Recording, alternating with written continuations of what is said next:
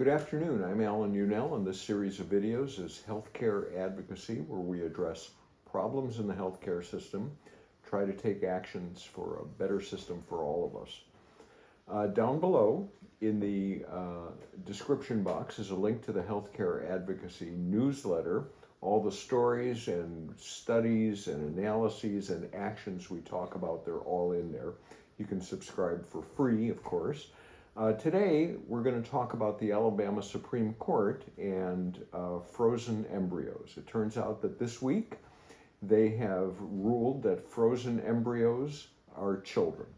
According to the Washington Post, and of course there's a link to that story, the Alabama Supreme Court ruled last week that frozen embryos are people, and someone can be held liable for destroying them, a decision that reproductive rights advocates say would imperil in vitro fertilization, IVF, and affect the hundreds of thousands of patients who depend on treatments like it each year. It's actually responsible for almost 75,000 babies every year.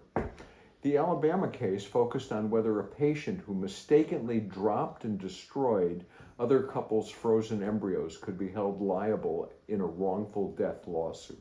The court ruled the patient could, writing that it had long held that unborn children are children, and that was also true for frozen embryos, affording the fertilized eggs the same protection as babies under the Wrongful Death of a Minor Act.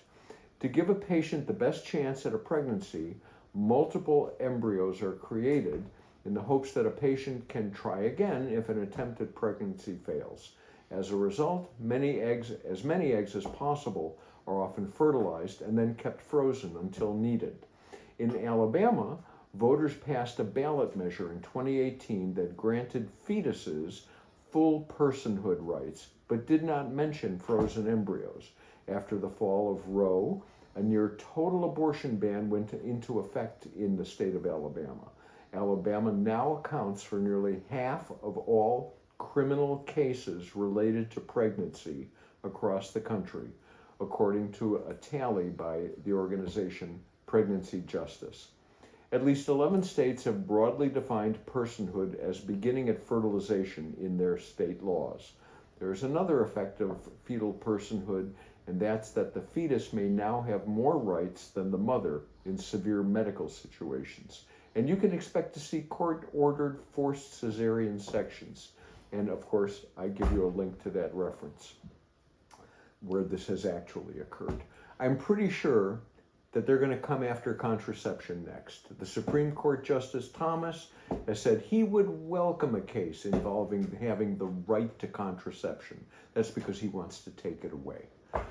Let's remind legislators they have work to do to make this country safe for women again. Let's take an action. You can call or email your member of Congress and your senators and remind them to pass the Women's Health Protection Act and the Protecting Access to Medication Abortion Act, and makes sure that the medicine that's used in 53% of all abortions is available.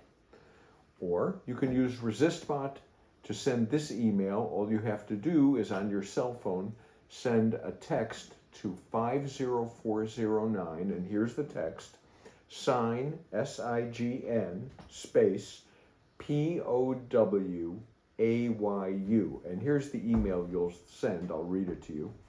I'm your constituent, and I am appalled to learn that in Alabama, frozen embryos are now declared children.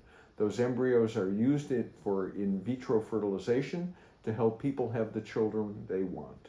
Destroying those embryos when no longer needed is a felony.